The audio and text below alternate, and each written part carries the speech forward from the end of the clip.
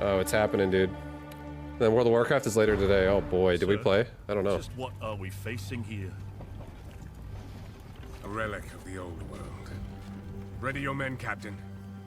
We will only get one chance. And remember, when you hear the whispers, call for help. Do not attack. When you hear the whispers, Nadine. what do you think he was on about? It's Dorman, right? Oh, shit, never mind. I was gonna ask if you wouldn't mind giving me a probiotic, but I don't want to make you get up. Ugh, why do I always get stuck with these rookies? Hey, the kid's got a mean cleave. Give him a chance. Quiet.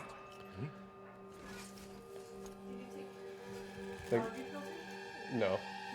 No, I think it's fine. No? No, I'm fine. It's not. Thank you so much, baby.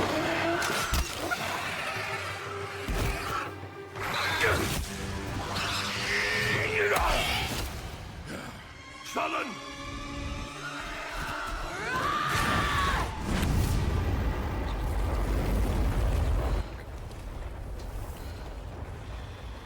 I'm not playing right now. I'm just. It's a live stream. No one's playing right now. Like right now, at least on Twitch. Everyone's watching the live stream from GGG. Captain. Rookie can't even lift his own sword. Captain Oren. Captain.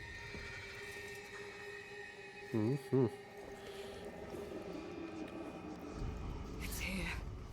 Rain, send the signal. What the fuck? Rain! On my back will be blade up! Oh no, it froze. What? Wait, what? What the fuck just happened? Oh, whoa, whoa!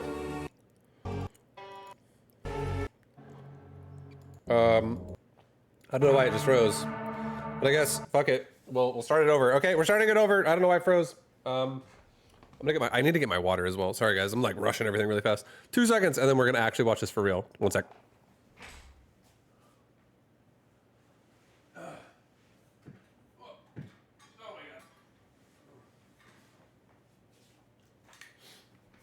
Okay.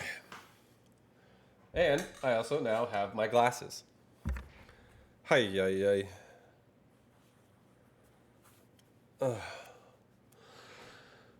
Okay. Third time's the charm. Let's go.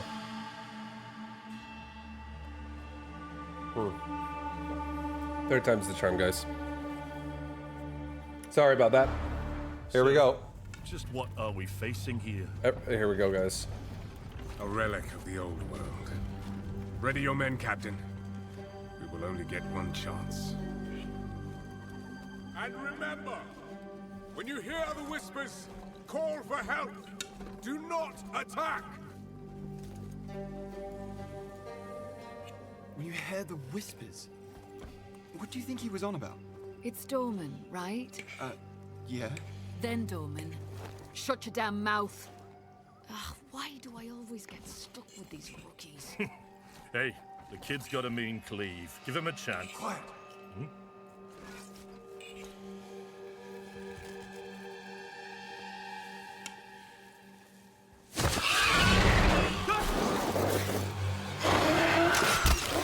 Oh.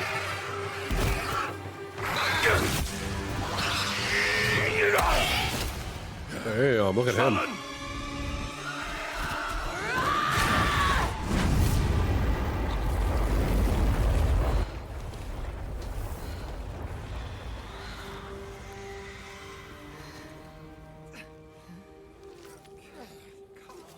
A mean cleave, eh, Captain? Rookie can't even lift his own sword. Captain Oren? Captain?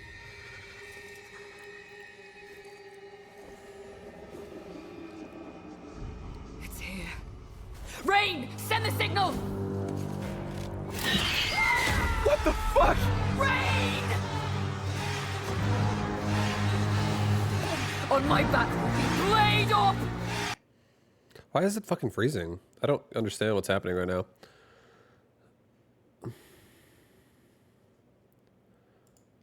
Path of Exile 2 is a big game. It's not what I want to watch. It's I don't actually want to been watch fucking 5 Quinn. years since we announced PoE 2, and over that time we've revealed What a the lot. fuck, dude? But it's What the fuck is happening, guys? Why is this shit so... It's like freezing. an overview of the end game. This is going to be a big Oh one, my so God. get comfortable. Well, I'm upset. Just watch it from where it was.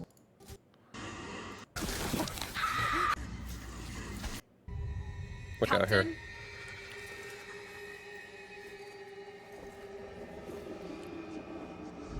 It's here. Rain! Send the signal! What the fuck? Rain! On my back will be blade up! Come on, come on! I'm ready. I'm ready.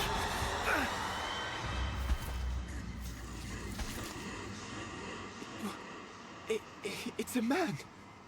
No, it's not.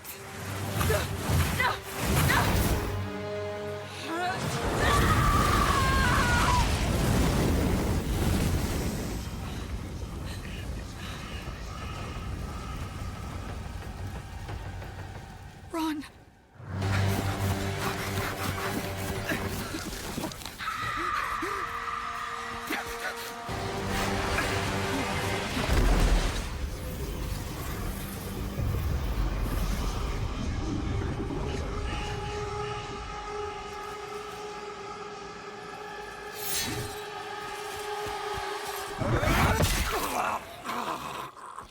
Captain! Captain!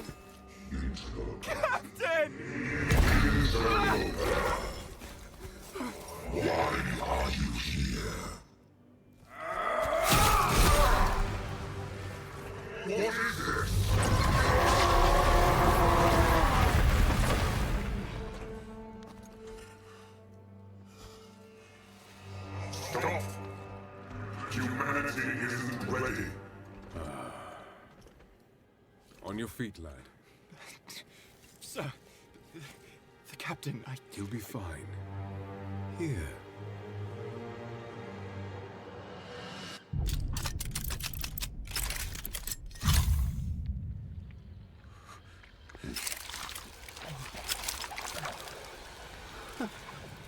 What is it?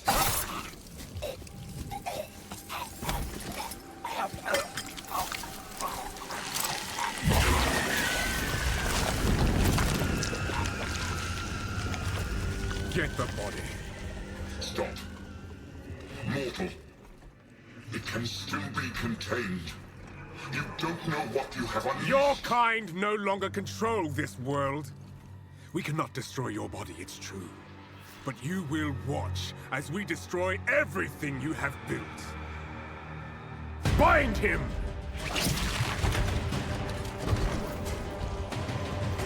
Feed. Grow, my child. I'll make sure you can eat your fill.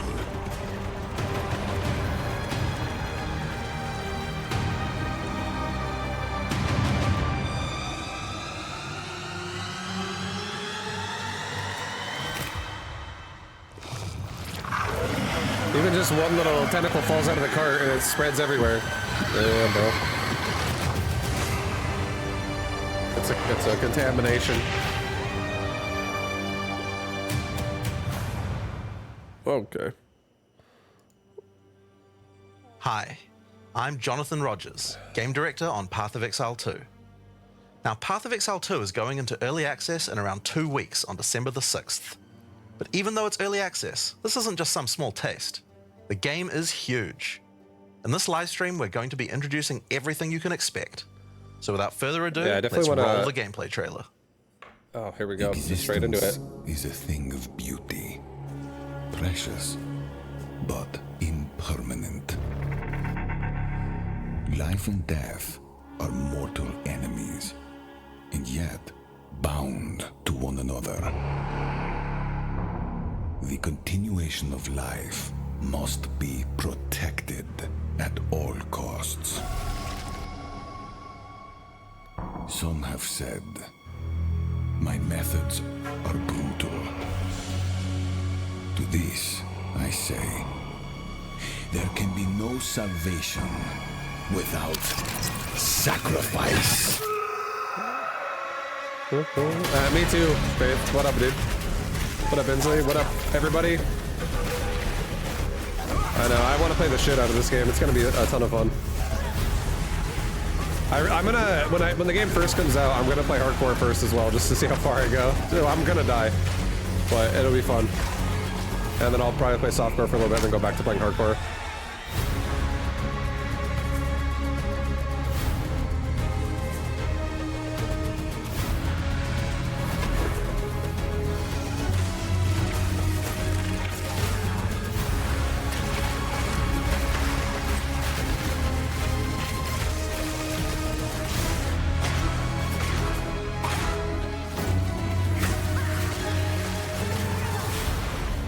We are faced with the end, and I will do what I must.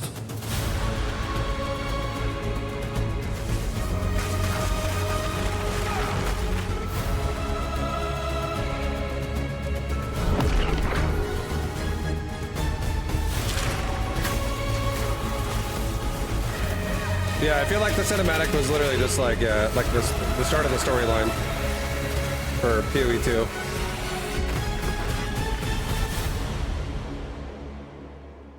It is crossplay as well, yeah. You can play console to PC, and the character progression carries over from one to the other. Let them soon be acquainted with it.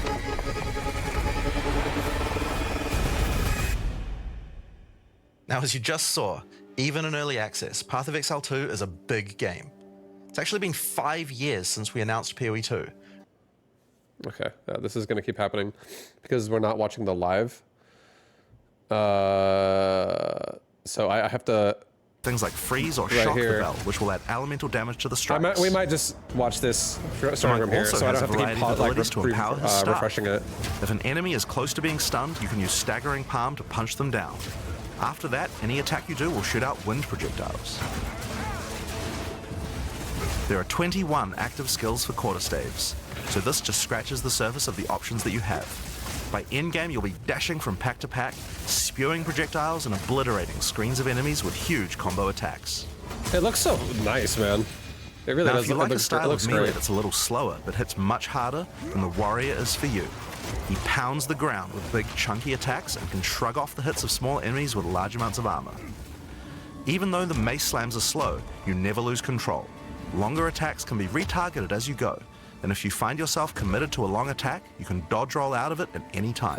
Like animation canceling is also so Among the nice. skill option for maces, you will find a variety of slams, fire attacks, war cries, and shield skills. Here, I'm going to slam the ground, rending it apart with lines of fire. Any slam skill will then cause these fissures to erupt with lava. I can even run through them with a skill like Stampede to do huge amounts of damage. The warrior can also use war cries, which can empower your next skill. Seismic Cry, for example, will double any slams from your next attack. The Stampede counts as a slam, so I can double that for even more craziness.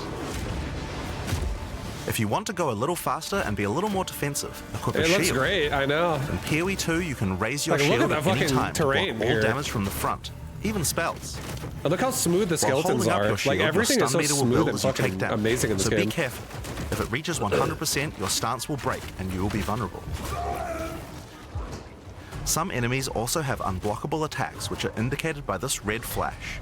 If you see one of these coming, make sure to dodge out of the way. Using a shield also gives you access to shield skills, like Shield Charge, which allows you to charge towards enemies and stun them. While charging, you're also blocking the whole time, so you have full damage immunity from the front. Oh, sick. The warrior also has access to totems. Some totems have built-in abilities, like Shockwave Totem, which can be placed to stun nearby enemies and trigger aftershocks like those from the earthquake. But you can also get Ancestral Warrior Totems, which allow you to use any slam skill in your repertoire. Okay. This is a meta skill, which means This that is- it's a this skill is, you can put other skills into. I can This take a is slam your like Sunder and first socket build. it into my This is the Ancestral build you Warrior don't die Totem. on. Totem Now when I summon Warrior. him, he'll sit there and slam the monsters from a distance. There are 20 active skills for maces, so there's a lot more to try out. But by endgame, you're going to be dropping hammers from the sky, leaping fearlessly into combat, and separating the very earth you stand on. time for some ranged attacks. The ranger is primarily about the Hi. bow, but we Welcome. wanted to make sure that she feels agile as well. In PoE 2, you can shoot while moving. Combined with all the skills the ranger has that allow you to jump around, you'll have a lot of mobility. Yeah, in combat. the release is in 2 weeks. Bow skills it's have a variety of lightning, it's on poison, Friday, ice, 2 weeks and from now. physical attacks. Lightning attacks bounce around between targets. You can also stick On the lightning arrows in the 6th ground of to December. explode when hit by the bouncers, or electrocute enemies Dude, to take them I out of I combat. love looking at the animations of every fucking boss.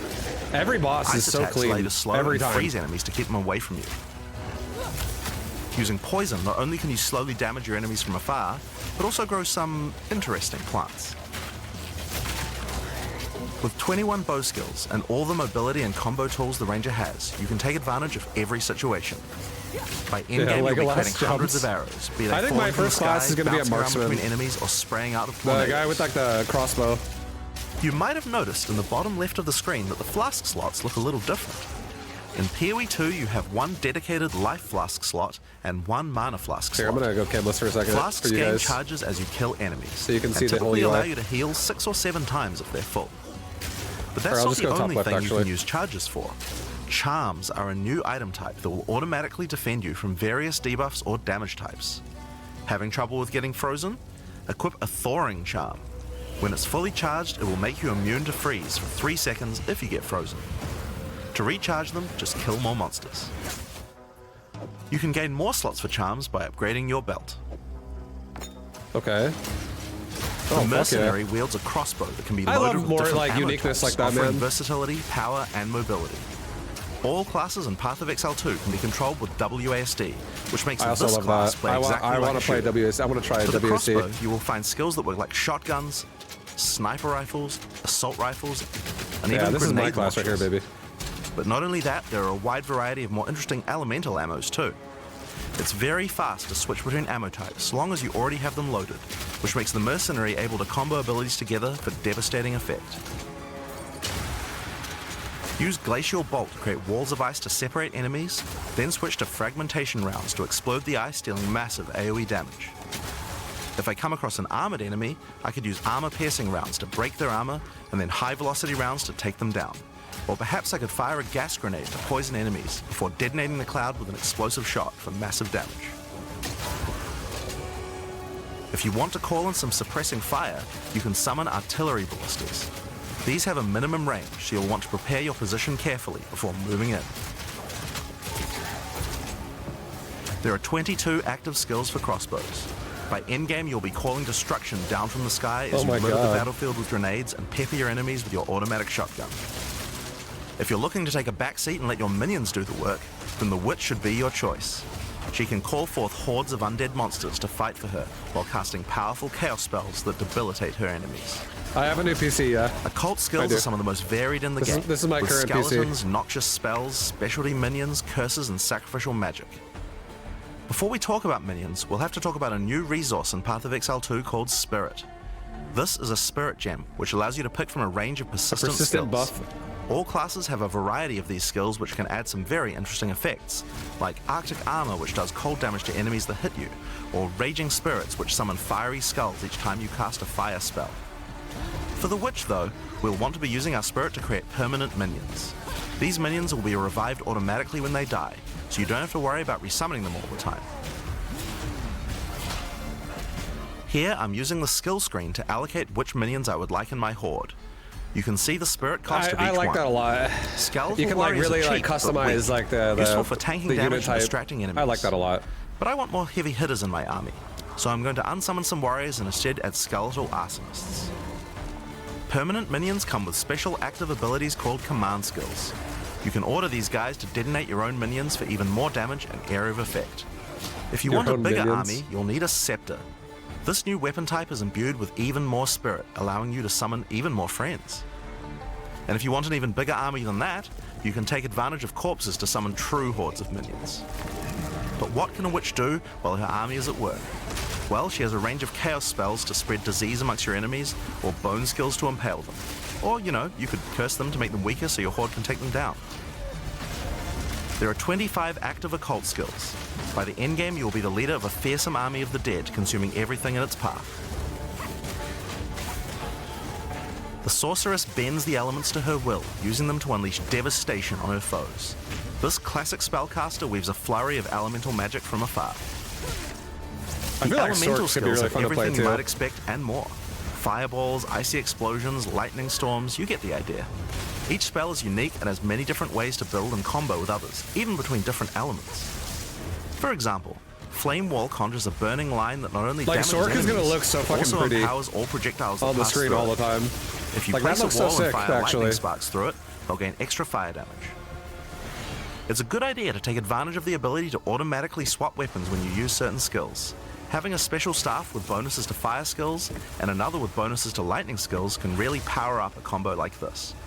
The sorceress can also take advantage of powerful trigger gems. For example, you could grab the Cast and Ignite gem and use it with Firestorm. As you ignite enemies, a counter will go up in the top left corner. When it's full, a Firestorm will automatically be cast at the enemy that was ignited. There are 25 active elemental skills. By endgame, you'll be firing off projectiles left and right as you rain down elemental storms on your foes. Now, those are the characters that will be available at the start of early access, but we will be adding 6 more character classes with just as many skills and options as these. There's a They're lot adding more to come. 6 more classes to the game. There's one more important fuck? thing to mention about skills. Even They're adding 6 more classes, and they're probably going to have ascendancies as well, with 3 ascendancies each. So 18 more classes ultimately. For example, a poison ranger might want to try out using occult curses to increase her poison damage, or a monk might want to trigger elemental ice walls to use with his glacial cascade combo. The possibilities for cross-class combos are practically unlimited. We're looking forward to what kind of things you guys might find. Now, Path of Exile is a game known for build customization, and we haven't even scratched the surface of what is possible yet. So let's talk about support gems. Path of Exile 2 has a system of support gems that can be combined with your active skills to dramatically change the way they work. If you find a support gem, then right-clicking it will open up this screen. Okay. Here you will find a variety of recommended support gems for each of your skills that you can pick between. For example, this is a multiple projectiles support gem and can be used to add multiple projectiles to any skill. Normally, when you fire a grenade, it'll look like this. But if we add multiple projectiles, then you get 3 of them. Once you have the gem, you can also freely move it between any of the skills on your character. If you want to have a multi-shot sniper rifle instead, then simply move the gem over to your high-velocity round skill. Generally speaking, if it sounds like a support gem should work with a skill, then it will work. So it's a good idea to experiment. Note that you can only have one of each support gem on your character, so you'll want to think carefully about which supports can be used best with each skill for maximum damage. Now, if you want to stick to the recommendations, you should have a perfectly good time. But if you want to experiment a bit more, then uncheck that recommended button and you can see the full list of supports that will work with your skill. There are hundreds of support gems to choose from, and even we don't know the results of all the possible ways these can interact. Each skill can have up to 5 supports socketed into it. And if you're clever, you can come up with some pretty interesting ideas. Now, all of this is just scratching the surface. You can make frost vortexes, break people's armor, make minions We don't explode, even know, dude. make skills repeat, We haven't had the time to test everything. make enemies set each other on fire, cull enemies, or pin them to the ground. Supports let you drastically change the behavior of your skills and create your own unique build, or at least follow someone's OP build guide. So, speaking of builds, let's talk about one of the most skill tree iconic is Path of Exile systems, also a massive the passive skill tree. in this fucking game. Yes, It looks it's bigger huge. than. There I are feel like over it might be bigger than the 1,500 last nodes one. on there. Now, a lot of people open the tree and can get a little intimidated at first, but try not to be scared. There are lots of options, but at its core, it's pretty simple. You can also type in Each level you get 1 point to keyword, put into the and tree. it like identifies Each nodes class that you should be starts in a taking different location, if you're like but they really all trying to share the same maximize. tree. Around your section of the tree, you'll find relevant What up, bonuses CF? for your character. Much love. You should be safe in the Welcome to knowledge the that there stream. aren't many wrong choices here. Almost all the starting nodes will be useful for your character in some way. But Oh, if you you can do actually happen to pick make a Dex, choice you Strength, or regret, Intel. you'll be able Oh, to no, I respec don't know any if that's nodes you've standard. taken by spending a little bit of gold. For stat nodes. Now, the tree is generally divided up into clusters which have similar themes. In each cluster, you will find small nodes that give simple bonuses like increased damage, but the real power comes from notables. Notables normally have much more interesting bonuses, and they tend to care a lot more about how your build works and what skills you're using. For example, in the mercenary area of the tree, this one gives a 25% chance for crossbow skills to not consume a bolt.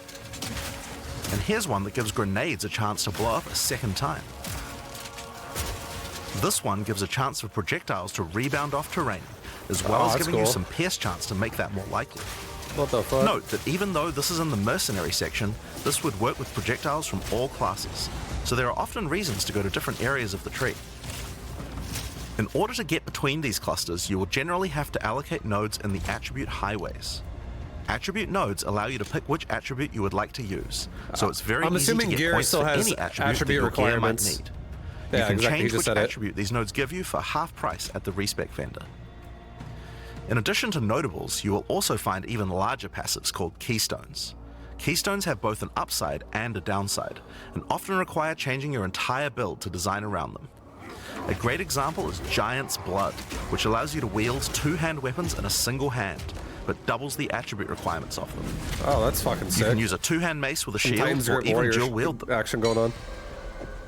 Oh my god, dude. I might want to make a warrior with that. That would be How so about fun, Mind actually. Over Matter, which makes all damage go fuck? to your mana pool first before your life pool, but you lose 50% of your mana regen. Skills like these can be tough to build around, but if you're up for the challenge, they can be very rewarding. As we showed you earlier on the Sorceress, you can swap between weapon sets on the fly as you use certain skills. One of the Yeah, new well, I features think I'm in gonna play Path of Exile Mercenary 2's first, passive tree is that you can What up, choose to Mark? have your How you passive doing? tree change as you switch between weapon sets to take advantage of specific I bonuses think on this the is tree. also so cool that you can For the actually have two Sorceress, you might builds want in to change one. between fire and lightning And you will swap specialization. your weapon and it activates your other build, so you can have multiple elements. Or you could switch between one hand and a two-hand setup in order to be able to block boss attacks That's fucking while sick. following up with heavy hits from your bigger mace.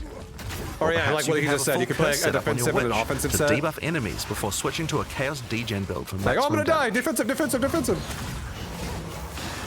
If you want to stick That's so with just fucking- one there's so weapon much set, customization, you it's can so just sick. use these specialization points as bonus points to invest however you like. But creative players will find plenty of opportunities with this system. You can get weapon specialization points throughout the campaign from optional bosses and quests. For example, if I manage to defeat the Crowbell, I'll I'm get great, a weapon Mind Spirit. How you specialization doing? book. There are lots of other permanent boosts available Welcome. from the campaign too. On the map, you can see icons that indicate the many optional encounters you can find. Some of them have permanent character boosts, and others have powerful items. If you're having trouble getting past a boss, it might be a good idea to explore and see what you can find. For example, if you defeat Blackjaw the Remnant, you'll gain a permanent increase to fire resistance. One of the most important finds are spirit bonuses. You can find the first one here in the canopy in Act 1. Defeat the boss in this area to acquire a permanent addition of spirit. The permanent buffs you gain from spirit are very powerful, and every class will find a use for them, so make sure you hunt down these upgrades. There's one in each act. Now we haven't even talked about the most important element of character progression, items. That's why we're all here, right?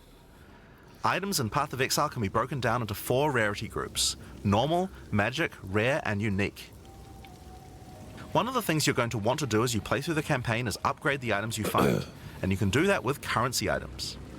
An Orb of Transmutation will allow you to upgrade a normal item to a magic item with 1 mod.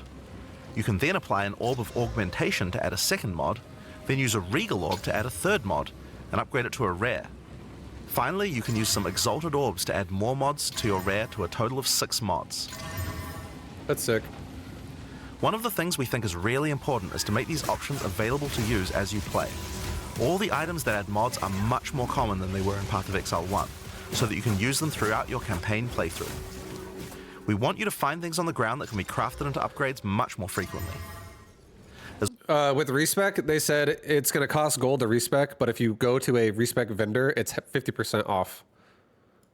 Magic items you can build up to an Orb of Transmutation, and by disenchanting which means rares, you can also build do up it when to you're not Regal in town. Orbs. Another important area of crafting items in PoE 2 is sockets. Attribute, or maybe it was just Some attributes. items you find will have Yeah. sockets that can have Or maybe Ismite it's- I don't know, runes maybe it's placed in all them skills, that I add have more no mods idea. to the item. If I insert this glacial rune into my helmet, it will give extra cold resistance. This is a great way to solve problems that you have with your build, like resistances or damage.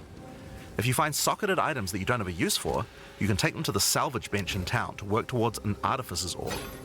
This will allow you to add sockets to your existing items. That's sick. Body armors and 2-hand weapons can have up to 2 sockets, while the rest of your armor and 1-hand weapons can only have 1 socket. You can also salvage items with quality to create items like armor scraps or whetstones. These will allow you to increase the quality of your items for an up to 20% boost. If you don't want to disenchant or salvage your items, you can always sell them for gold. Gold can be used to buy items from vendors, and we've tried to do a lot to make sure that the items they have for sale are actually useful. Every time you level up, they get more stock, so make sure to check back often. Other vendors offer a gamble. Pay a flat amount of gold and you'll get a random item of a specific type. This could be a great way to improve your gear, if you're lucky. Gold is also used to respec your passive skills. Take advantage of this system to experiment with your tree and rework it as required. The other thing you might want to use gold for is the currency exchange. This allows you to exchange currency items with other players on an open market, in exchange for a small gold fee. Now, all items in Path of Exile are freely tradable. We never bind anything to your character, except gold. We never bind anything to your character except gold. Now, most gear in Path of Exile 2 is randomly generated. I feel like that's going to solve a lot of gold buying problems then. A lot of bots and shit. They are especially rare, each with a handcrafted set of unusual mods which can dramatically change a character's build. They're not just better rare 40% items, increased move they speed can do at much random stranger things that can fundamentally change your character. Corpse Wave will make any corpses you run through explode into clouds of poison. You get fucking permanent move speed until you get hit again and it comes off? The Sands of Silk is a body armor that changes your dodge roll into a blink, morphing you into sand as you teleport past your foes. And of course, some uniques are just pure hits of dopamine, like Quill Rain, which just turns your bow attacks into full auto by doubling your attack speed. Each unique is something that you can build your character around. We try to make sure that most unique items have a potential use at endgame, even if you find them early on. And as you can see, every single unique item comes with custom art to match. It's December 6th. In the early access, you have to buy a supporter pack to get early access, and it's $30 at the minimum entry. Starting in Act 2, you will come across Which is very fair, I feel. Tests that you must complete to unlock your Ascension Or you class. can go above that if you want more we'll cosmetics. Explain these trials soon. Yeah, I know. Seriously, take my money. I agree. I'm probably going to buy something more than that. Each class has access to 3 Ascendancy classes, but at the start of early access, only 2 per class will be available. Ascendancy classes are unique to each character class, so choose wisely. They can drastically affect how you build your character. As a sorceress, you could become a Storm Weaver, a master of the elements. Tempest Caller causes elemental storms to be summoned each time you do a critical hit with a spell. Okay. With Strike twice, you can stack 2 copies of Shock for more damage. And going deeper into the tree, you can make all your damage types apply Shock. Make a Shock build from any skill. Alternatively, you could become a Chronomancer and command time itself. She literally has the ability to stop time with Time Freeze. Not only that, but she has many other time manipulation abilities. Using Temporal Rift, she can teleport back to a previous location, resetting her life and mana back to what it was. Or with Time Snap, she can reset all her cooldowns and cast all her spells again. On the Warrior, you can choose between the Warbringer or the Titan. The Warbringer channels the might of his ancestors to gain tremendous power. Using Answered Call, you can summon ancestral spirits linked to each of your totems. With Jade Heritage, you can encase your body in a protective layer that absorbs all damage until it breaks. Okay. Warcaller's Bellow allows you to explode the corpses of your enemies. And with Great Wolf's Howl, you can ignore the cooldowns of your war cries. Let all that anger out. The Titan class is all about hitting big. I think I would play this one. Earthbreaker, every slam is a chance to create an aftershock. If I play a warrior. With Crushing Impacts, every hit becomes a crushing blow, which will allow you to stun your enemies with ease. With Surprising Strength, you can take advantage of stunned enemies to deal 40% more damage. Okay. Big boy hits. As a ranger, you might choose to be a Deadeye. I think ranger might be my second class. You can take down foes with style. With Endless Munitions, every attack gains an extra projectile. With Gathering Winds, she gains a small increase to movement speed with every attack, but be careful, she loses them when getting hit. With Eagle Eyes, she will never miss, allowing you to stop wasting all those passive points on accuracy. Oh, that's nice. Alternatively, you could become a Pathfinder, the master of flasks and poison. She can choose from one of several throwable concoctions, allowing her to spend her flask charges to throw explosive bottles that deal various types of damage. A bleeding concoction will make your enemies bleed, while a fulminating one can shock your enemies, allowing you to do extra damage. Contagious Contamination allows her to spread poisons between her foes. Mercenary is definitely going to be my first class. Doubles the number of stacks. I want to see the ascendancies of a merc. Running Assault allows her to move much more quickly while firing. This class is so Relentless mobile. Pursuit makes her totally immune to being slowed by enemies. The witch can ascend into the Infernalist or the Blood Mage. As an Infernalist, she can summon a loyal Hellhound companion. The Hellhound sets enemies on fire, as well as taking a percentage of the damage if the Infernalist gets hit. With Pyromantic Pact, you can turn your mana into Infernal Flame. As you cast more spells, the flame builds up, and if it overflows, you'll take damage. Oh, that's actually pretty Using cool. Bringer of Flame, you'll want to I make think that sure you sounds keep fun. the flames topped up. While your You have to Infernal manage the Flame is resource above bar the whole 30%, all damage from you and your minions will ignite enemies. She can also transform into a literal demon. While in demon form, she takes an increasing amount of damage, but her cast speed and damage increase rapidly as well. So if you're planning on transforming into a demon, make sure you stack a lot of life recovery. She looks like she fucking destroys. She can also become a Blood Mage, a master of life and energy. All Blood Mages must pay the price of making skills cost life as well as mana, but in exchange, every monster they kill will drop life remnants, which allow them to quickly gain back that life. With Crimson Power, she can gain large amounts of extra life, and with Vitality Siphon, she can use her spells to leech life back as well. Once you've got a significant amount of life, you can use Gore Spike to make your critical hits deal incredible amounts of damage. A monk who is in tune with the elements might become an Invoker. With Elemental Expression, the Invoker will create waves of elemental power each time he does a critical strike. With Faith as a choice, you gain the ability to meditate, allowing you to double your energy shield. Choose between I am the Blizzard or I am the Thunder to specialize in cold or lightning. And I Shall Rage will allow you to turn into an unbound avatar.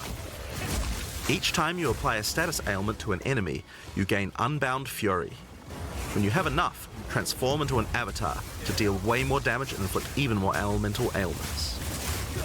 Some monks choose to reach into the darkness instead. The Acolyte of Chayula can exchange their mastery of spirit for darkness, a resource that can be utilized to both absorb and deal damage. The Shroud of Darkness will protect you from all damage incoming, but if you take Grasp of the Void, you will deal extra chaos damage from all the darkness you have. Their Dark Pact offers greatly increased resistances to chaos damage and can allow their mana leech to not only happen instantly, but apply to their energy shield as well. Another node you can take is Waking Dream, which allows you to see into the domain of the Breach Demons. There you will see the Flames of Chayula that can be taken to gain life, mana, and damage. The Mercenary has a job to do, Oh, here we but go. which job suits you? You might choose to become a Witch Hunter. Obsessive Rituals will give you a sorcery ward, allowing you to defend yourself against elemental hits in exchange for less defense against attacks. With Zealous Inquisition, your enemies have a 10% chance to explode on death. The chance is doubled against demons and undead. With Judge, Jury, and Executioner, your initial hit against enemies can deal up to 30% of their life and damage, if you're lucky. This is great for hunting powerful bosses. And with Witchbane, you can break your enemy's concentration. I imagine preventing them if from the casting rogue doesn't spells have as a often melee as one they right now, usually it do. probably will have one in the future. You could also choose They to said become a all the Gemling ascendancies aren't in the game yet. enhancing your abilities by Only- every embedding class only gems has two, directly they're gonna in have your three. flesh. Integrated Efficiency will give you extra skill slots. Thermatological Infusion gives you extra maximum resistances as you sock up more and more support gems. Okay. Oh shit. Adaptive Capability allows you to use any color of gem without worrying about attributes. Okay. While Crystalline Potential adds extra quality bonuses to every That could gem be, like, socketed insane. into your character. So those are the Ascendancy classes for the start of Early Access. But one thing we haven't talked about yet is how you ascend in the first place. Ascension in Path of Exile 2 requires completion of one of the Great Trials, which you'll find as you progress through the campaign. Each one is associated with one of the major cultures of Rayclast. The labs, boys. Located in the Vasteri Plains are the Maraketh, a culture of rich tales and brutal traditions, who must do whatever it takes to survive in the desert. The highest position in Maraketh culture is a Sekima, and it is not a title given freely. All aspirants must complete the Trial of the Sekimas, a grueling gauntlet that will test their strength, will, cunning, and patience. To Like the enter, moving a warrior wagon of the while Maraketh in the must town prove their is so worth fucking by cool. trapping That's the just soul like of a djinn the in a aesthetic of coin, that. and you are no different. Once you have earned your coin, it may be placed in the relic altar to begin the trial.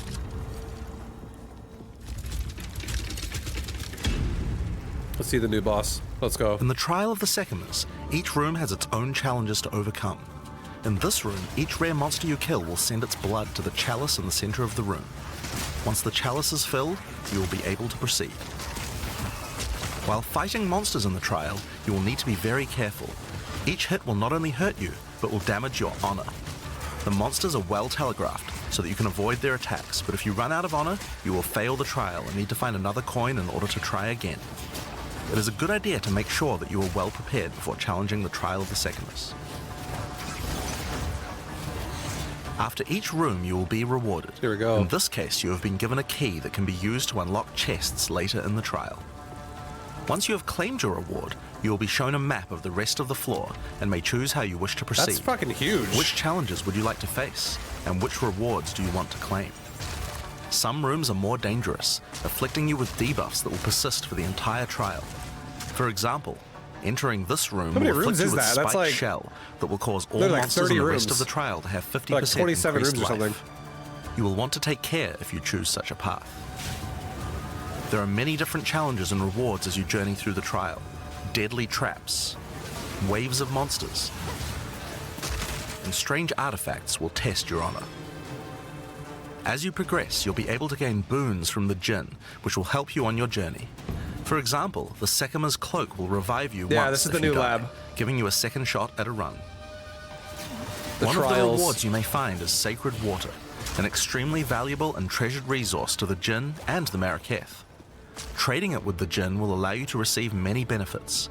You can recover honor, gain additional boons, or remove afflictions. At the end of the floor, you'll find a powerful boss which Well, will man, here we truly go. test your limitations. The bosses in this game In are so order bad. to ascend, you will every time. need to defeat him. Look at this guy, just blowing the whole floor up.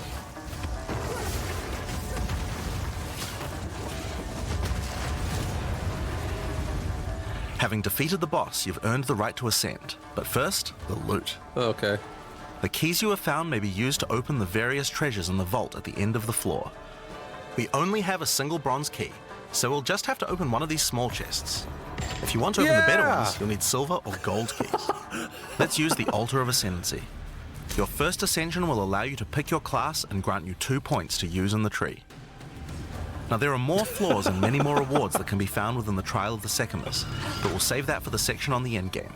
For now, let's talk about the second Ascendancy trial, the Trial of Chaos. In Path of Exile 2, you can choose whichever trial you like to earn your ascension.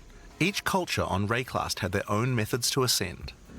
If the Trial of the Secumus is not your kind of playstyle, or you're finding it too difficult, you could try another. You can gain all your ascension points from just one, or mix and match them. It's up to you. For early access, we will have 2 trials as options, with a 3rd trial coming later for the full release. I'm really curious when full release is While going to be. exploring the Vaal Probably jungle, summer. you'll discover the Temple of Chaos. Before the Vaal embraced the science of corruption, their civilization worshipped chaos. This ancient trial was once used by the Vaal to test their high priests. A high priest of the Vaal must show willingness to risk everything to gain power. Entry to the trial requires a token from a strange entity known only as the Trial Master.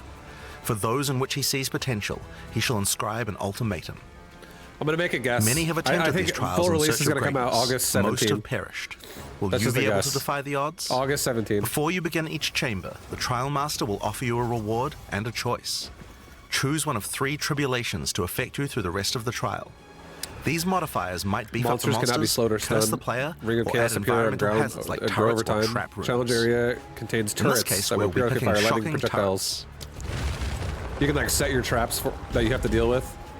As you enter the room, the Trial Master will fill it with hazards to test your commitment. In this case, you must destroy all the monsters that fill the room, while dealing with the lightning That's cool projectiles looking. from the That was shocking cool turrets. graphics.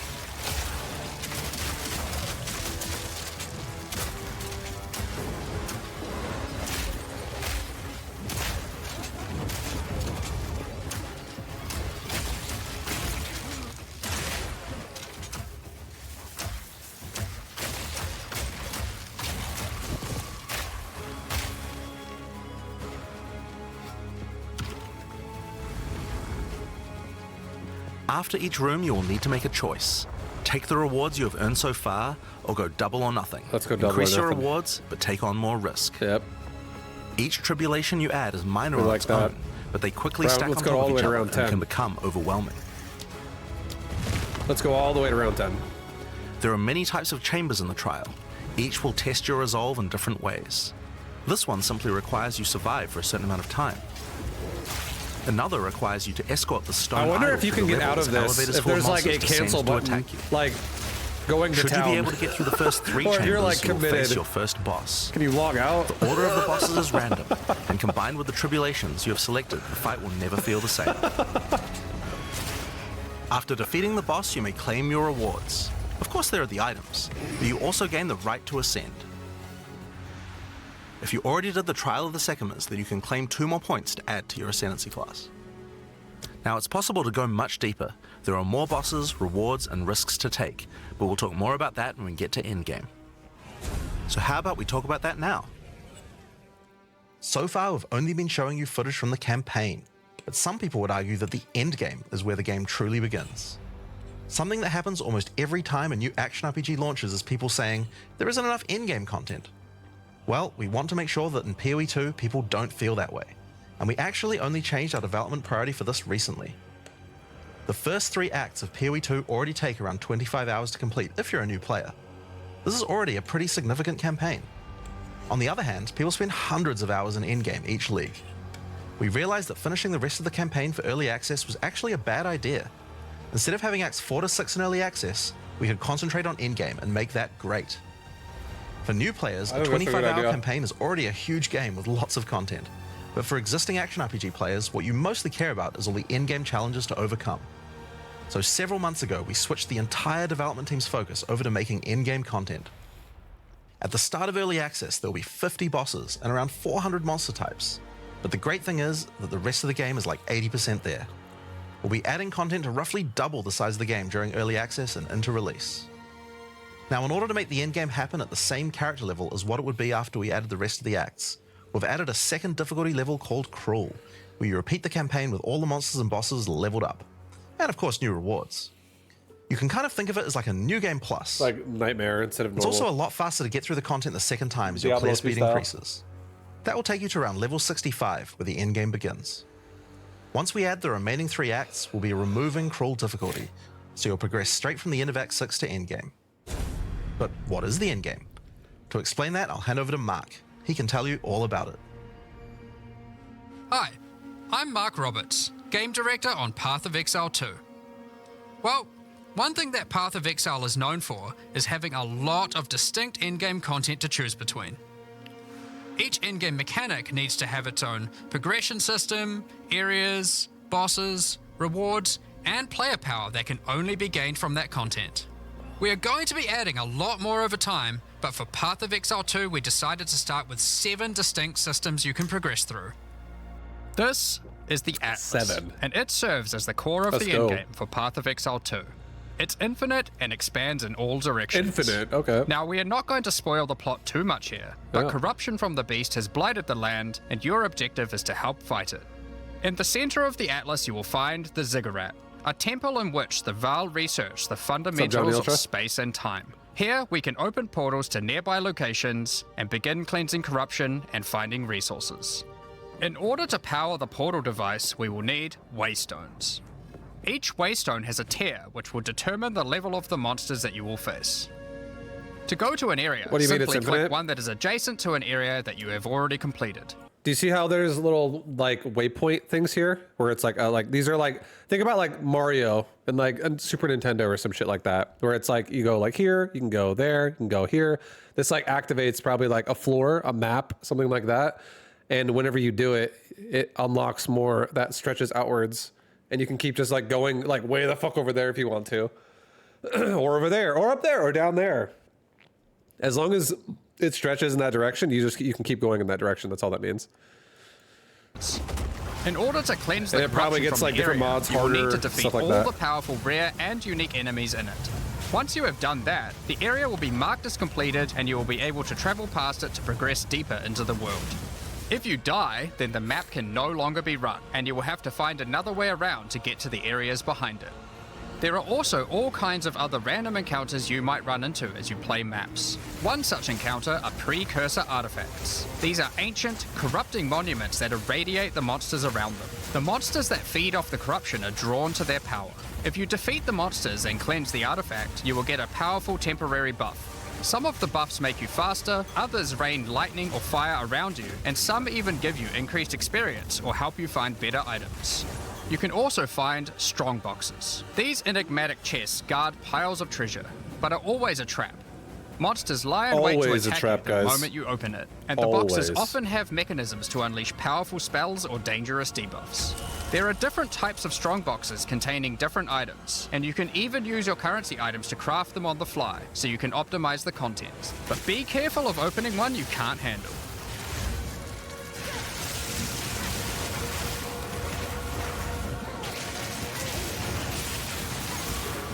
Sometimes you'll discover monsters frozen in essences, solidified crystalline corruption. These dangerous monsters can be broken free. If you defeat them, the essence they drop can be used to upgrade normal items to magic items with a guaranteed mod from a category. Oh wow, that's actually insane. For example, we could use this one on some boots to ensure a movement speed mod. Rarely, essences will also drop that allow you to upgrade magics to rares, adding the guaranteed mod.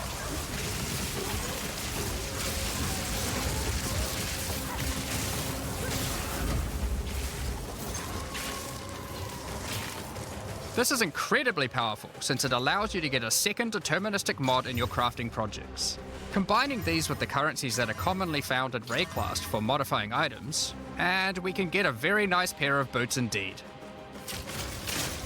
Waystones, like all items, can also be crafted using your currency items. Adding prefix mods will improve the rewards, while suffix mods increase danger. The more dangerous a map is, the more waystones will drop. Adding mods to your waystones is key to progressing to higher tiers and sustaining them, but it will require you to take on larger challenges. There are a variety of factors you'll have to consider when crafting your waystones. Some maps will have higher density, some lower, some have more magic and rare chests, or monsters, some are more linear and others more open. Make sure you explore and think about what makes certain maps good if you want to maximize your returns. You know, one As thing you I cleanse noticed about corruption watching from this, higher and higher there's not tiers of the 1,000 Atlas, items on the you'll ground, gain guys. points It's that you great. can spend in the Atlas tree. This tree allows you to juice the danger and rewards of all areas in the endgame. You could increase the number of monsters, the number of rares, the number of precursor artifacts or strongboxes, even the quantity of item I like that drops. multi-shot.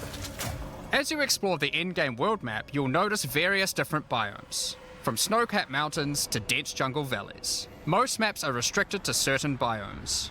As you continue to explore deeper into the Atlas, there are all sorts of things to discover.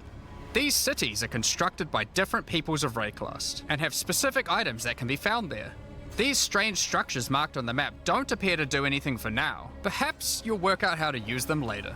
You might find unique maps like Untainted Paradise, an undisturbed island full of beasts that give an extreme amount of experience. You may even find a lonely man just enjoying his retirement who will give you a unique item for free. In For free. addition, you can find special areas that would make a good spot to set up camp. Clear these areas of their hostile inhabitants, and you'll be able to claim them as your own hideout. You can decorate your hideout as you see fit and invite various NPCs to join you there to create your own personal base of operations. A great tool for exploration are towers. These mysterious precursor Just, like, reveal constructs more, are dotted around the Atlas. probably. Completing the tower will reveal a large area Yeah. around it, allowing you to scout out your next challenge. There are lots of things to find, so keep looking. Some sections of your Atlas are influenced by corruption. This adds extra modifiers to the maps in the region, increasing difficulty and rewards. Here, slaying monsters in close proximity to each other will cause the vestiges of corruption within them to merge together, forming powerful and grotesque abominations. You may have noticed while looking at the Atlas that some of the areas have these icons above them. The icon indicates that the area contains some kind of special encounter. This icon indicates that the area has a powerful boss. Because only 1 in 4 maps contain a map boss, we are able to make them very powerful and very rewarding. These bosses come from the campaign, but have had their difficulty increased with changes to AI and some of their abilities. It's worth noting that because you can see where the bosses are, you can choose to take them on or avoid them. If you do choose to hunt bosses though, then you will be rewarded with special points for the boss hunting section of the Atlas skill tree. The points here will allow you to specialize in boss killing, giving you much greater rewards for defeating them. Holy For each fuck. different type of content in the endgame, we are adding specialized trees in order to make it so you don't feel the need to respec your points when you change between different types of content. We will be showing you 7 of these by the end of this presentation, so there is still a lot more to come. Bosses are not the only icon you will see on the Atlas. Let's take a look at one of the endgame systems, Breach. If you played PoE 1, you might be familiar with Breach. For PoE 2, we have created sequels to several PoE 1 leagues. While the mechanic is familiar, the monsters, bosses, rewards, and progression are all new. A breach is a tear in the fabric of reality. Opening it will allow you to see the demons and otherworldly monstrosities that lie in wait on this other plane of existence. By engaging with a breach, you'll create a bridge between their world By and engaging with the Raven's. breach, you will die. In order to keep the breach In open, 1 you will need second. to kill the demons that pour forth. The faster you can kill the monsters, the more monsters you will fight, and the more loot you will find. You can also find clasped hands that will open and drop more items if you run over them. These can be a good boost to the rewards of the breach, so keep an eye out.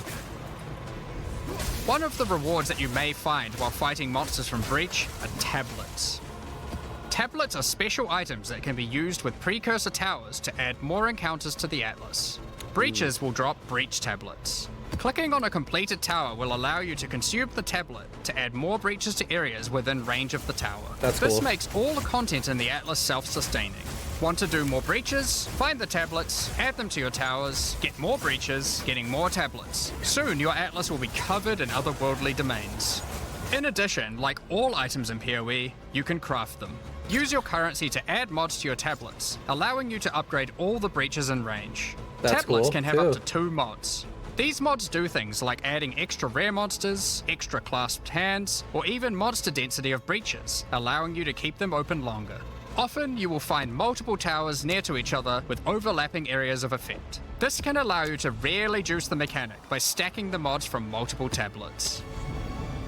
In your fight to hold the breach demons at bay, you may want to use the powers of their world against them. Each in-game mechanic always has Dude, playing player hardcore, power that and this can shit's gonna only be such a gained from that gamble. mechanic. And Breach I'm is a no greedy different. person. In Breach, you will find catalysts. I'm gonna be like, let's add more items that can mods. increase the quality of rings and amulets by improving specific mods. You can also find Breach Rings, a special base type that can have its quality improved by catalysts up to 50%. In this case, you could create a ring with around 170 life. Breach Rings can become some of the strongest rings in the game, giving you some good motivation to face the demon hordes. In addition, each endgame mechanic needs to have a pinnacle endgame encounter. While killing breach monsters, you may find breach splinters. Collect I enough really of like these that and you'll there's be a able to stat create in this game a breach called stone. increased Using percent a of ViBElol rarity of technology items called found. the Realm Gate, I you like can that a use lot. your breach stone to access their domain and bring the fight to them. In this twisted domain, you will find nothing but a single massive breach. Triggering it will reveal hordes of breach inhabitants.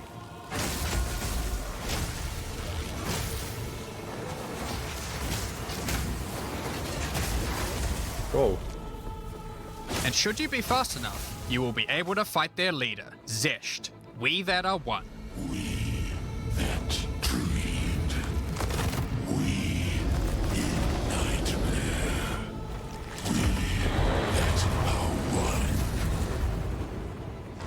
Fate relies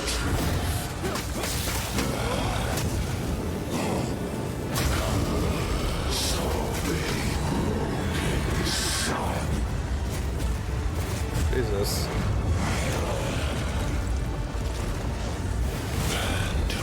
This is just one of the pinnacle encounters of PoE 2. We won't be showing the rest of them, so you will have to discover them for yourself. But rest assured, this is some of the hardest content we have ever made. All of these encounters have specific uniques that can only be found from them, but that's not all. We still have the progression system. Defeating Zesht will give you points to allocate into the breach section of the Atlas tree.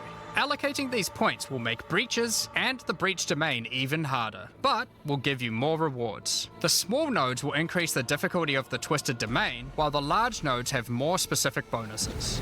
For example, this node adds more clasped hands to your breaches, and adds a pack of magic monsters that can guard them. Get some more points and you can allocate Waking Nightmare, which will double the number of splinters you get from clasped hands, and inflict you with a mysterious debuff. In order to earn more points, you will need to defeat Zesht at a higher difficulty, and some rewards from Zesht can only be found by increasing the difficulty of the Twisted Domain above certain thresholds. Defeating Sesht at difficulty 4 will be a challenge indeed, but there are many more threats in Rayclast. Ritual altars are sacrificial sites built by the mysterious King in the Mists. If you encounter this symbol on the Atlas, then you know that the area contains ritual altars. Ritual altars demand tribute. Every monster you slaughter in the circle will feed the altar. After the sacrifice, touch it to begin the ritual. The monsters you just killed will be resurrected by the King of the Mist's dark magic, and you must fight to survive. The tribute you have offered to the altar can be spent to buy powerful items, but they can be expensive. To gain more tribute, you will want to find more altars. Each successive ritual you do within an area will spawn the monsters revived by the previous ones. There really is in a lot addition of to the fucking ones you options. sacrifice So you can by spend the your end time of on. an area, you'll be fighting a truly so sick. There's like imposing so many number different of ways you can foes, farm but gear. will have a significant amount of tribute to spend.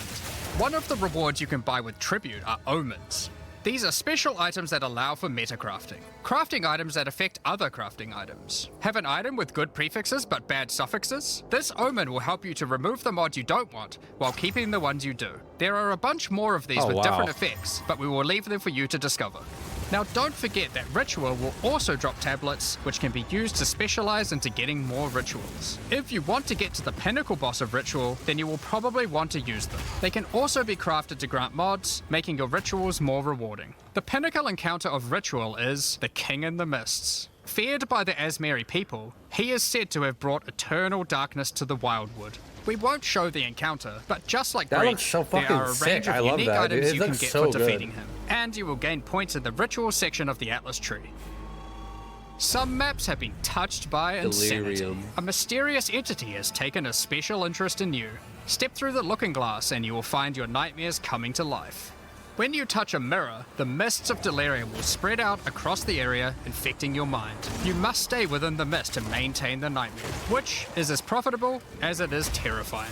Everything you kill will increase the fucking rewards sick. that drop. However, the deeper into the mist you travel, the stronger the monsters are. Be careful not to overstay your welcome.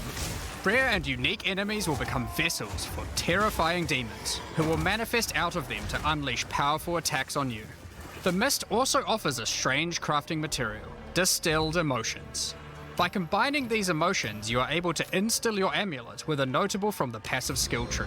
This is like gaining an extra passive point for free, attached to your gear. They are also particularly great because you don't have to traverse the tree to get them, allowing you to get off-class bonuses that would normally be much harder to get.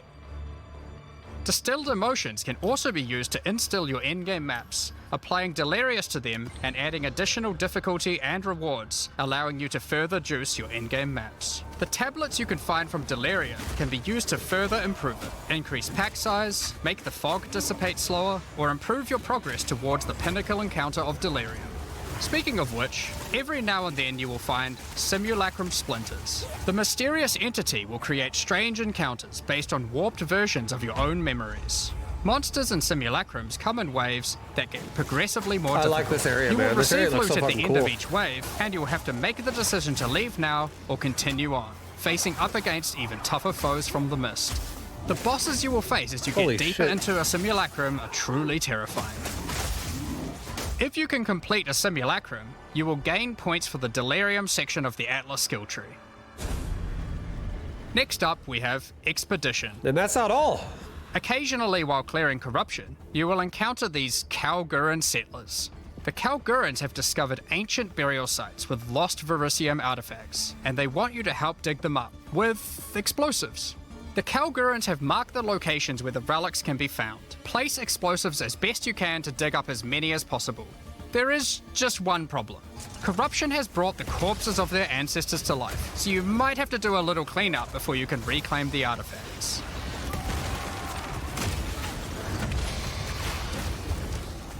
You can also find remnants, the destruction of which will further anger the restless dead. Each one you blow up will make the subsequent monsters more powerful, but also more rewarding. Danig, Rog, Tujin, and Gwenin will exchange the artifacts for useful items and runic magic. You can also find tablets to increase the number of expeditions and the rewards. This one increases the radius of explosives, while this one increases the number of remnants you will find. Eventually, you might discover a logbook. These are special maps full of buried treasure and relics. Essentially, one giant dig site. Here, you can create an extremely long chain of explosives and go through a very high number of remnants. But be careful, many remnants have mods that can really brick your build, so you will probably want to avoid these ones. If you add too many remnants, you could easily make the encounter harder than you can handle. There are all sorts of interesting things buried under the ground in logbooks. You might find dripping caves and hidden pirate caches, but the most powerful encounter is Olroth, the ancient undead commander of the Knights of the Sun. Defeating him will grant you unique rewards, as well as points to spend in the expedition section of the Atlas tree. So those are the in-game systems on the Atlas, but we are not done yet. Okay, the trials we more. talked about earlier have much more content when you get to endgame too. Just like the other endgame systems, they also have progression mechanics, unique rewards, and player power that can only be gained from them. As you get higher level coins for the Trial of the Sycamores, you will unlock more floors to explore. Each floor has its own challenging rooms and a floor boss that you will need to kill.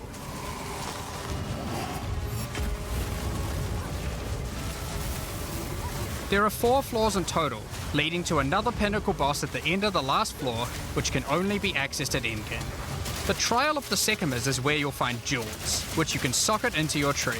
These are like passives that you can craft with your currency items. They can be really powerful as they allow you to stack modifiers that may not be easily accessible on the tree normally. This jewel gives lightning damage and shock chance, for example. There are quite a few jewel sockets on the tree, so it's possible to gain a lot of power here.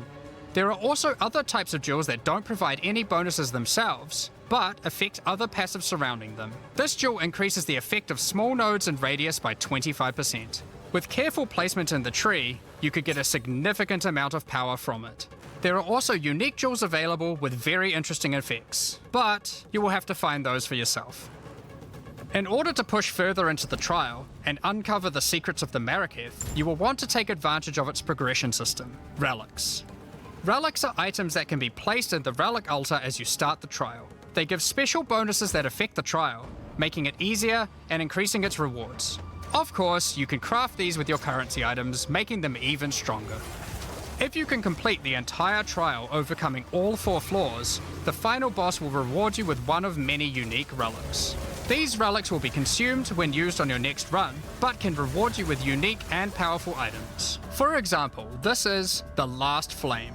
If you use it, you will have only 1 honor for the entire trial, so you will need to do a completely hitless run. The Trial of Chaos also extends into the endgame. As you gain inscribed ultimatums of higher and higher levels, the number of chambers that you can go through increases.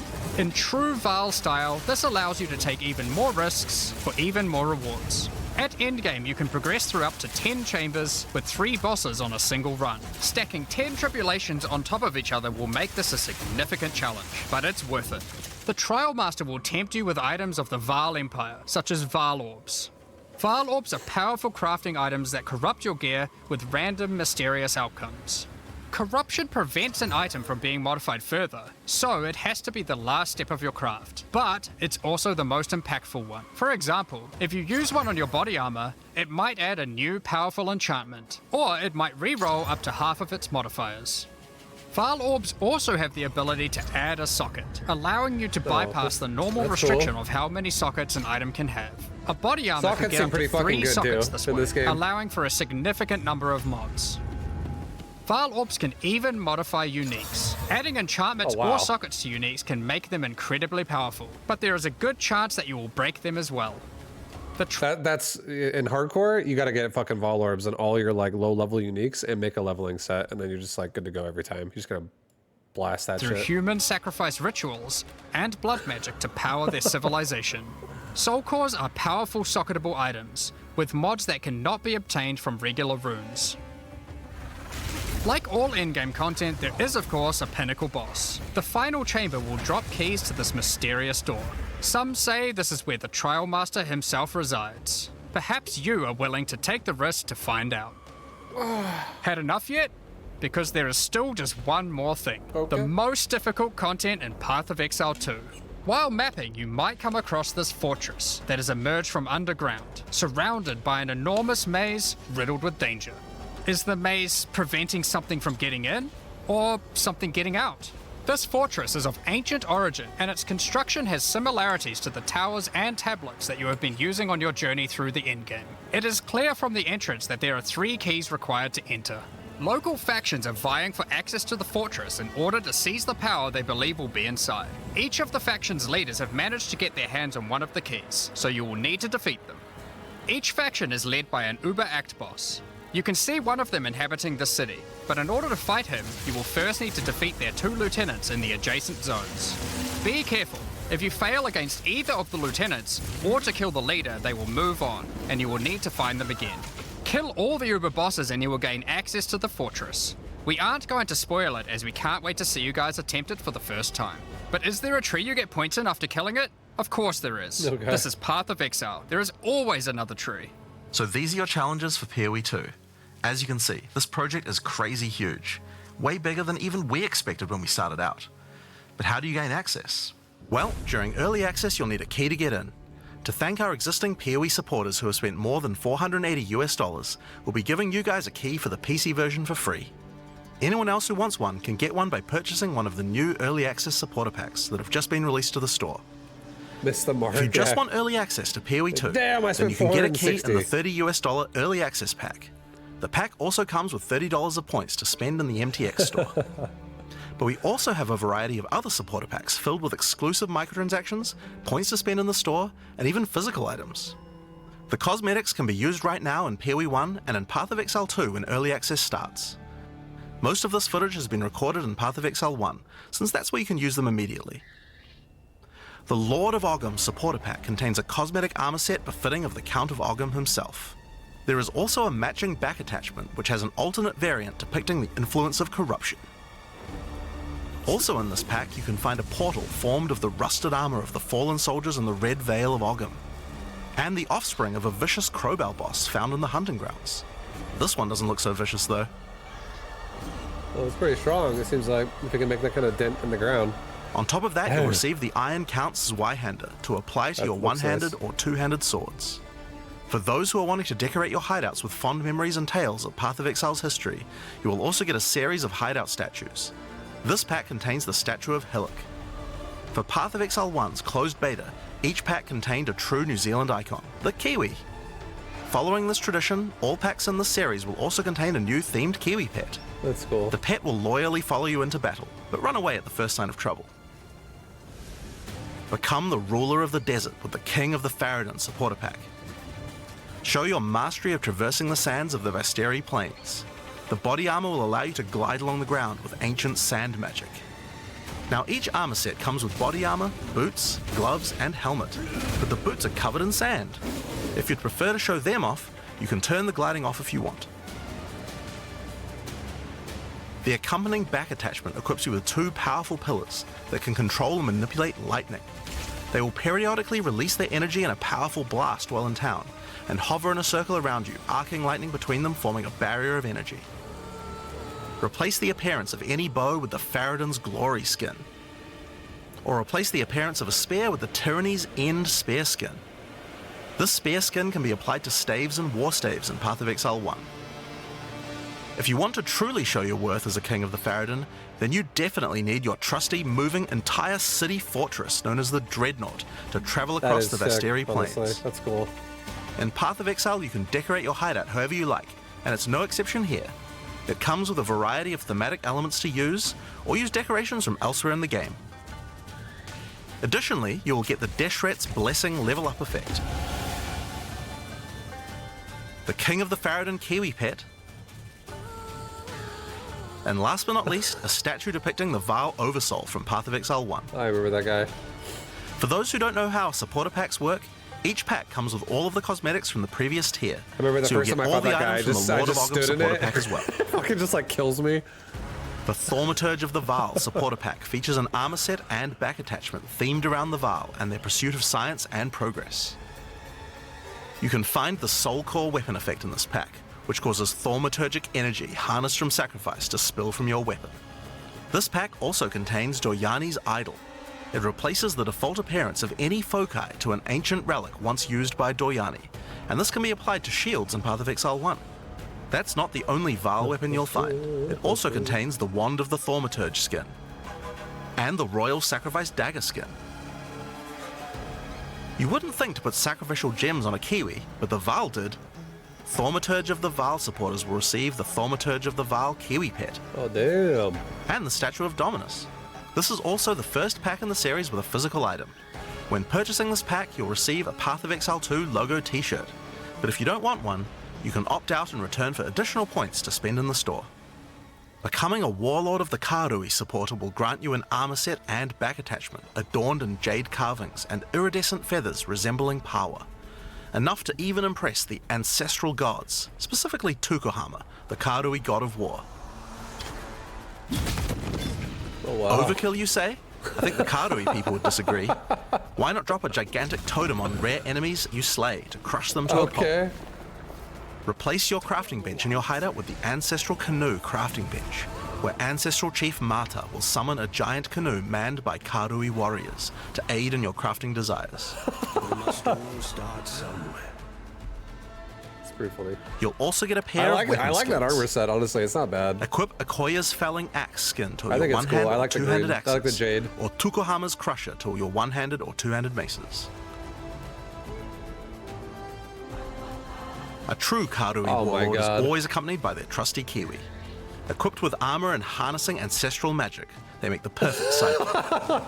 I kind of like that one, dude. Once one of the most feared beings in Rayclast, Malachi was slain by a powerful exile. May the statue commemorate the virtue of exiles past, present, and of the I like future. how the Kiwi leaves footprints that are like spiritual. Of course, it's not all about dressing up in game. You'll want to look good in real life too. By becoming a Warlord of the Karui supporter, you'll also get a Path of Exile 2 hoodie. Goddamn, a hoodie. Our final tier of supporter pack in this series is the love my Liberator hoodies. of Rayclast supporter pack. We're in one right The now. Liberator of Rayclast armor set and back attachment come made with the finest materials in Rayclast, and shattered glass mosaics suspended in divine power. Set up your base of operations in the Beacon of Salvation hideout. Why restrict yourself to just one island when you can liberate more? The Beacon of Salvation hideout comes equipped with your own collection of small islands and personal operators of boats that you can use to row between them. Just walk to the piers, click a boat to enter, and navigate as you choose. Decorate each island as you see fit to best represent your well-earned hideout. Everyone in your hideout can use their own boat. Why not have some races? You can also get the Window to Twilight portal effect, a beautiful mosaic piece of art that shatters and reveals a gateway to your desired destination as you approach it. That looks really cool. As you walk away, the glass magically reforms back to its original form. Rule in style with the Throne of the Ruler map device. Sure, this map device can create portals to in-game maps, but it also comes with a throne you can sit on to oversee your growing kingdom. Yeah, that's pretty sick. Look down on the plebeians running your maps. Being the Liberator, though, is not just about sitting on your throne all day. If you do decide to join the fight yourself, you can leave a High Priest in charge as your second in command. Liberator of Rayclast supporters will also get a set of varied weapon skins. The Light of Divinity Scepter skin, the Deliverance Crossbow skin, They're going through supporter the packs right now Justice Flail skin, that you can buy, and the Redemption Shield skin. Once again, you'll have an accompanying Kiwi, and of course a statue depicting one of the most iconic events in Rayclast's history. The battle between a powerful exile and Kitava, the Insatiable. With the help of two deities, Sin and Innocence, the exile was able to defeat him once and for all. This supporter pack also contains the Path of Exile 2 art book. This 215-page full-color art book includes a huge amount of amazing concept art and lore produced during the long and exciting journey of Path of Exile 2's development. And finally, Path of Exile has a tradition of letting the community participate in designing game features. For Path of Exile 2, we'll be adding the Twilight Order Foil Reliquary. By becoming a Liberator of Rayclast supporter, once Path of Exile 2 is released, you will be able to select any unique item you have found and be able to drop it from the Reliquary. Once players have submitted their items, keys to the Reliquary will start dropping, and other players will be able to find foil versions of uniques that you have submitted along with a message for the lucky player. The more players submit the same unique, the more chances there will be for the Reliquary to drop them, so choose wisely. Now, almost all of these items are available to use in PoE 1 right now. There are a few exceptions where the item class clearly doesn't exist, such as crossbows or flails. And there are also a few microtransactions on weapon types that are unavailable in PoE 2 at the start of early access. Once classes that use those weapon types are added, those microtransactions will be available to use. If you can't decide which supporter pack to choose yet, you can always start with the early access supporter pack that just includes a key and some points to spend in the store. Then you can upgrade to any of the following tiers at a later date. These supporter packs will be available for purchase throughout early access. We'd really like to thank you for your ongoing support. Without you guys, Path of Exile 2 could not have happened. Now, I'm sure you guys have a lot of questions. Stick around, because coming up next, we have a live Q&A with Ziggy D. Ziggy Doo. All right, boys.